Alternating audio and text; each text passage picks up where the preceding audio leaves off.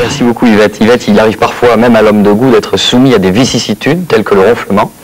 Alors Christian Oulès, ici présent, va nous aider à résoudre ce petit tracas. Pardon, Christian, vous êtes prothésiste. Est-ce que vous pouvez nous décrire votre métier? C'est quoi un prothésiste? Mais disons qu'un prothésiste, c'est une personne qui reçoit des empreintes qui ont été prises en cabinet dentaire, voilà, selon les indications, et qui va réaliser les prothèses. Alors le but du jeu, c'est bien sûr de faire quelque chose qui effectivement n'est pas vrai pour se rapprocher de plus de la nature, de la vérité. Donc, le but du jeu, c'est qu'il ne faut pas que ça se voit. D'accord. Voilà. Vous êtes spécialisé dans le ronflement et l'apnée du sommeil. Comment se fait-il que les personnes souffrent, qu'il y ait un lien justement avec les dents? Ben, le lien avec les dents, c'est-à-dire que dans la population, il y a 2% des femmes qui ronflent et 4% des hommes. Voilà. Grosso modo, c'est ça. Vous avez souffert du ronflement? Oui, moi-même, voilà, moi-même j'ai souffert du ronflement, donc j'ai essayé de trouver une solution. Et l'explication du ronflement, c'est que durant la nuit, tous les muscles se relâchent, y compris les muscles de la face. Donc le menton est poussé en arrière, la langue va obstruer le passage de l'air au niveau du pharynx. Et l'air qui a du mal à passer rentre en vibration avec les parties molles de la gorge, et ce qui provoque le ronflement. Alors que faire? Ben, que faire? D'abord, il faut quand même être très prudent avec le ronflement, oui. Parce que plus on ronfle, plus on a des chances de faire des apnées du sommeil. Et ça, c'est très dangereux, et il y a beaucoup d'accidents, par exemple de la route, qui sont inexpliqués. Parce que personne ne s'endort au volant. Voilà. Ça ne vient pas du cœur, ça?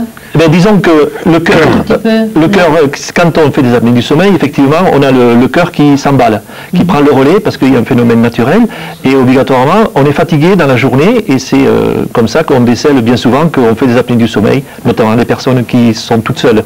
Voilà. Parce que quand on a un conjoint ou une conjointe qui ne dort pas à côté, il se rend compte d'un tas de choses. C'est ça. Voilà. Qu'est-ce qui vous a amené à vous intéresser à ce genre de système? Ben, disons que, vous le montrer d'ailleurs. Voilà. Ce système, c'est une orthèse d'avancée mandibulaire.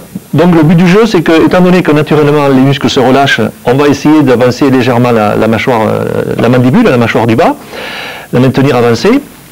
Et ce qui m'a amené à m'intéresser à ces orthèses, c'est que malheureusement, j'ai fait partie des 4% d'hommes qui ronflent.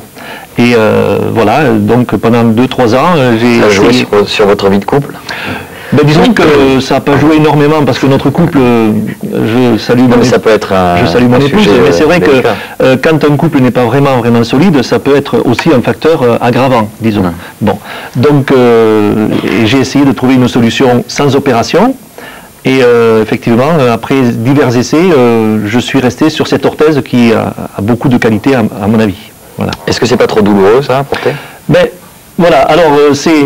Comment il se place? Ça se porte là. Je vais le mettre, voilà. Ça met comme ça en bouche, tout simplement. Voilà. On ne risque pas l'avaler quand... non, parce que je vais forcer pour la lever. Je peux parler, oui, bon, c'est pas terrible, mais je peux dire bonne nuit à ma femme, par exemple, ou au feu, ou je sais pas, enfin bon, voilà. Donc, ça se retire. Et, pardon, la question, excusez-moi. Est-ce que c'est douloureux? Est-ce que c'est douloureux? Voilà. Non, le but du jeu, c'est justement de ne pas provoquer des douleurs, notamment au niveau des articulations de la mâchoire, bon, les condyles ou les ATM. Les matériaux qui sont utilisés pour cette orthèse, et il y a d'autres orthèses qui sont valables aussi, hein, voilà, il n'y a pas que celle-là. Pour cette orthèse, les matériaux utilisés permettent un équilibrage du plan occlusal, c'est-à-dire de la façon de mordre. D'accord. Il faut que l'on ait un équilibre au niveau des dents. Ça, c'est très important. Bon, donc, on privilégie les articulations.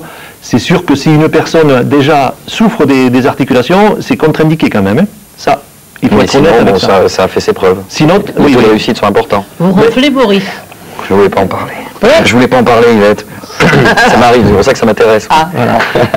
Les taux de réussite sont de l'ordre, selon les études, bon, arrivent à 88%, enfin bon, disons 80% de taux de réussite.